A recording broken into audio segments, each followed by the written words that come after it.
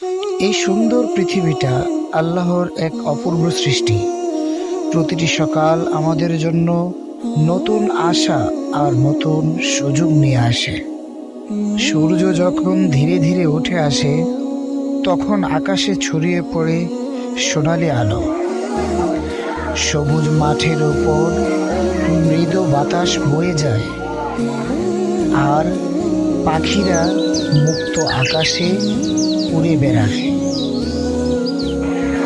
আমাদের জীবনের ব্যস্ততার মাঝে আমরা অনেক সময় ভুলে যাই এই প্রকৃতির প্রতিটি দৃশ্যই আমাদের সৃষ্টিকর্তার অসীম কুদরতের প্রমাণ। নীরব প্রকৃতির মাঝে বসে থাকা একজন মুসলিম নিশ্চুপ হয়ে আল্লাহকে স্মরণ করছে। সে আকাশের দিকে তাকিয়ে কৃতজ্ঞ হৃদয়ে ভাবছে, আল্লাহ তাকে কত সুন্দর জীবন দান করেছেন। সবুজ ঘাসের উপর দিয়ে সে ধীরে ধীরে হাঁটছে, মনে যেন শান্তির এক অদ্ভুত অনুভূতি। একটি ছোট নদীর পানি ধীরে ধীরে বয়ে যাচ্ছে, যেন প্রকৃতির সাথে মিশে আছে জীবনের সুর। গাছের পাতার ফাঁক দিয়ে ছড়িয়ে পড়া সূর্যের আলো আমাদের শেখায় অল্পতেই সন্তুষ্ট থাকতে।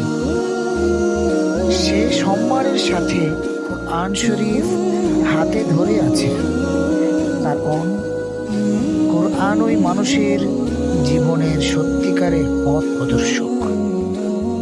সোনালি আলোয় ভরা শান্ত প্রকৃতি আমাদের মনে করিয়ে দেয় আল্লাহর সৃষ্টি কত সুন্দর আর কত নিখুঁত।